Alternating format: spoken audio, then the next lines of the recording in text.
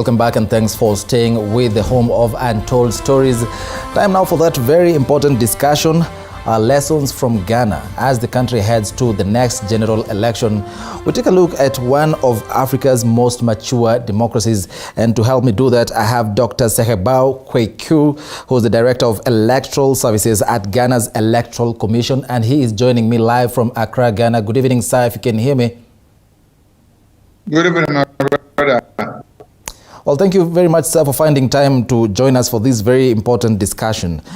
Now, Ghana has been touted by many sources as the beacon of democracy in the country. In fact, since 1992, I beg your pardon, Ghana has held competitive multi-party elections and undergone peaceful transfers of power between the two main political parties. It is one thing to have a democratic system that works, and it's also one thing to make it work. So, how did Ghana manage to do it? Thank you very much, and good evening to our listeners. We started in 92, as you were saying, coming out of military regime. So the first one that was held in 1992 had a lot of challenges. And I remember after the presidential election, which was on the 3rd of November, the opposition parties boycotted the parliamentary elections. And then we had the presidential 1 month before the parliamentary. So when we had the first presidential one, the parliamentary one was held in November, but the opposition parties boycotted that they have been cheated in the presidential one. Then 1996, they all came on board. We had a successful election. Then the same party that the military junta then also won the 1996 one. Then we won for the third one in 2000, where the opposition party won the election. Then in 2024, they retained power. 2028, the party which was in power, which was the throwback, they also won the 2008 and 2012. Yes. Then the opposition that came to win in 2000 and 2004 won again in 2016, and they recently won in 2020. We started with opaque ballot box, some handwritten form of register, and we have moved on the line, and currently we are using biometric devices in registration and election. We are now using transparent ballot boxes, and we are using movable polling booth in such a way that if you are going, people will see your back, so that in case you are picking anything from your pocket, they can see it and confront you. Unlike the previous time where we were voting in classrooms and the rest. Yeah. And in Ghana, we try to bring the polling stations closer to the electorate. So we don't vote only in schools. Any available space can be under who can be in the church, who can be in the transport, so that the people will not travel long distances to the polling stations. So as it is now, the two major parties have all won 4 times. And so far we have come. You've mentioned taking the polling stations near to the voters, and one would imagine that presents itself as quite some logistical, nightmare for those managing the elections. No, we don't pay any rent, so we only send materials to the designated station, set up our polling station.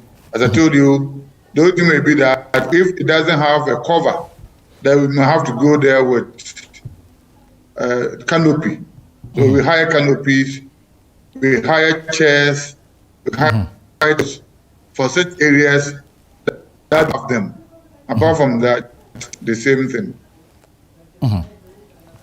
You've also mentioned the issue of using biometric devices to identify voters, and many people, in my country included, a lot of people have questioned those devices. Some say that they could be used for electoral malpractices. How are you handling the use of such technology without having any party feel that the whole process has been unfair to them? No, the major advantages of biometric is to eliminate impersonation and also to eliminate one person has been voting twice. So biometric is good because it eliminates impersonation. You cannot claim to be the one if it's the same biometrics. And each person has a different biometric from one another. Before 2020, we were only using the fingerprints. Then in 2020, we introduced the facial recognition so that if your fingerprint fails you, we take your picture and the machine will determine from your facial contour whether you are the one you are claiming to be.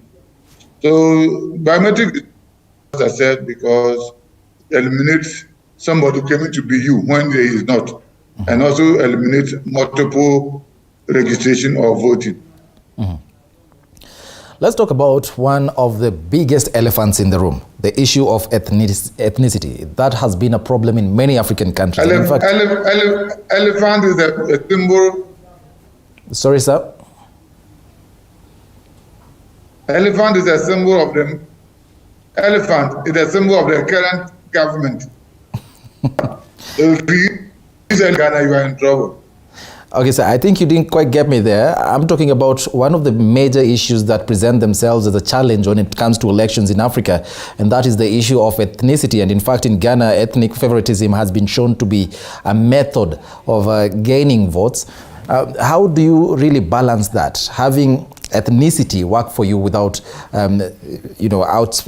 without an outbreak of ethnically, motivated wars? You see, in Ghana, there is this intermarriages and people go to school together, they share the same classrooms, they share the same boarding facilities and the rest. So ethnicity is there, but it doesn't bring any conflict. But the political parties have their strongholds according to some of the ethnic groups. But it has never resulted in any conflict or violent conflict. So if you take the current government, MPP, their strongholds are in the Akan dominating areas. And the NDC has their stronghold mostly in the non-Akan areas. But it has not resulted in any physical attacks and other. Well, in Ghana, Ghana is a multi-party democracy, but then again, there are two major political parties, that is the National Democratic Congress and the New Patriotic Party. In your country, do you hold debates for whichever elective seats from the president all the way to the local representatives? Yes, they do. Getting to elections, do the debates. Basically, we have two main elections, the presidential election and the parliamentary election. So they hold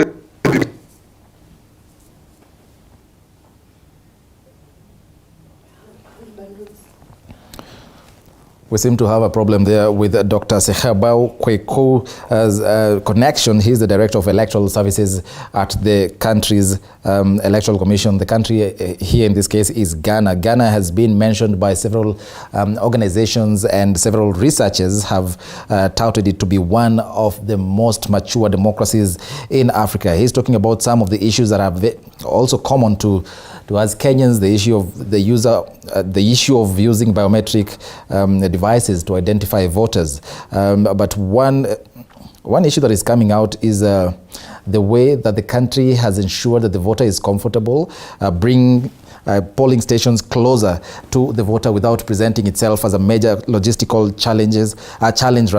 And I'm getting a lot of lessons here, myself as well. And he's talked about the issue of debates, the whole debates. Ghana, remember, is a multi-party democracy, but has two major political parties, and the most competitive elections involve those of the president and the local representative, and basically that is the member of parliament. And those two political parties have an equal number of members of parliament. And I do understand that we are reconnecting with Dr. Sekhabau Kweku. Dr. Kweku, if you can hear me, you seem to have a poor connection, but I'll try and engage you one more time. If you can hear me, hi. I can hear you. Thank you. Hear you. Well, many African countries are still being plagued by the winner-take-it-all phenomenon that comes after every election cycle. Elections are not about policies, in Africa especially, and the people, but are usually about greed and centralism. Is Ghana facing the same problem, and what can be done to cure that problem? Yeah, Ghana too is the winner takes all. So once the party wins, the party occupies all the major positions politically. So, but once in a while, they can rope in some of the members of the smaller parties for some positions. But basically, the winner takes all. And we have been talking about it, people complain about it, but still, that is what is in existence. Well, I know we've talked about your country having two major political parties. It is a mature democracy, as we've mentioned several times during this show. But then again, don't you think that your politics creates it an extremely difficult position for anyone who tries to vie under any other party or as an independent candidate, and especially if they want to get into parliament to represent their people? Don't you think you present it as a challenge to those with leadership skills, but then again cannot find space within those two major political parties? For presidential elections, the independent political parties and other smaller parties don't do normally well. But if you come to the parliament, the other parties have been winning, and the independent candidates have also been winning. Currently, there's one independent candidate. The other positions, 137, by the two political parties. But some time past, the smaller parties used to do very well. Now, let's talk about election petitions. On the 30th of December, that is 2020, the National Democratic Congress filed a petition at the Supreme Court challenging the results of the presidential election. And then on March 4th of the following year, that is 2021, the Supreme Court unanimously dismissed the petition and said that it lacked merit. What are some of the laws that govern your elections, and how do people get recompensed, people who feel that they have been treated unfairly in an election in Ghana? Yeah.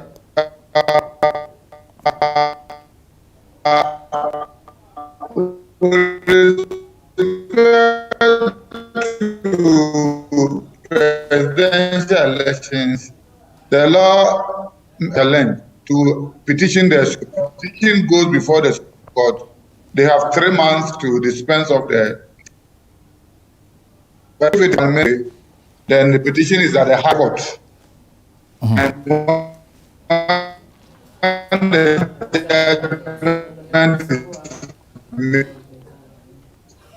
the petitioner can go to the appeal court, and that's where the case ends. And for the parliamentary, you go to the Supreme. If you don't get what you are looking for, go to the appeal court. It also ends there.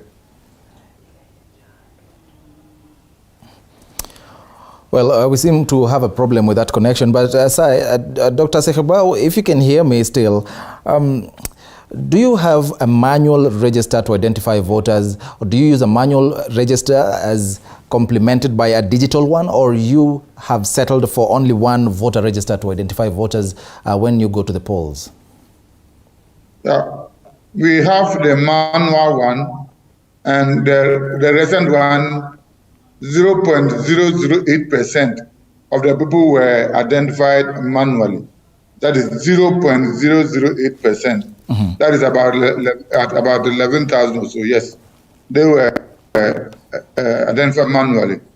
And the procedure is that if the biometric fails, then I've told you, you first use the fingerprint. If the fingerprint fails, then you do the facial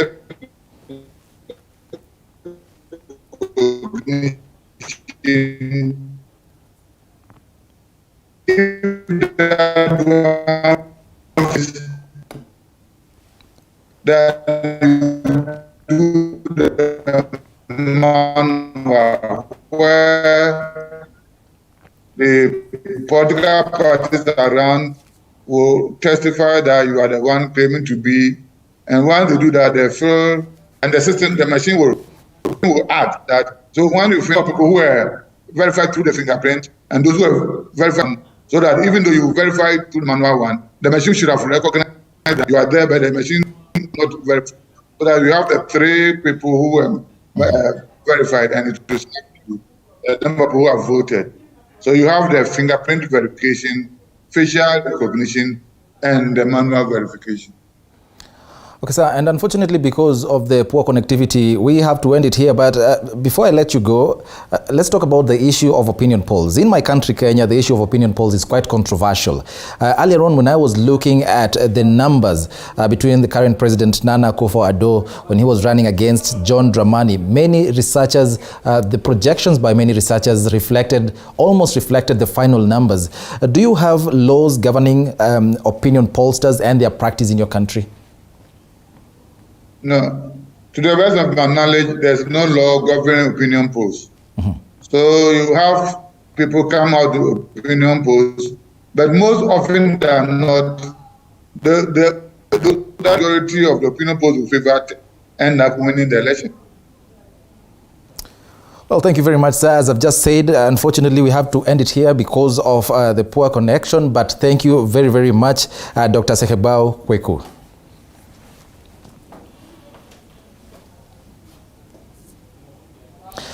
Well, that is Dr. Sekebao Kweku, who's the Director of Electoral Services at Ghana's Electoral Commission. He's giving us lessons about elections from Ghana, quite a mature democracy, according to many sources. And he's saying that, yes, they've done a lot to ensure that the polls are seen as free and fair by both parties. The president currently is Nana Akufo-Addo, who beat John Dramani. But their parliament, as currently constituted, is 50-50 with one member of parliament who vied as an independent candidate. Thank you to viewer for watching. This has been Kenya Decides on News Tonight on Sunday. Thank you so much for watching. On behalf of everyone who has made this a success, my name is Eric Muneni, our sign language interpreters at